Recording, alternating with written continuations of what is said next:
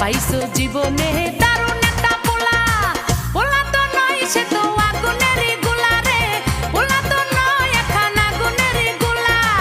পোলা তো নয় সে তো আগুনেরই গোলা রে, পোলা তো নয় এখন আগুনেরই গোলা। নান্টু ঘটকের কথা শুইনা অল্প বয়সেই করলাম বিয়া। নান্টু ঘটকের কথা শুইনা অল্প বয়সেই করলাম বিয়া। মুরব্বিরা কইল সবাই নো টেনশন নো চিন্তা, পাইছো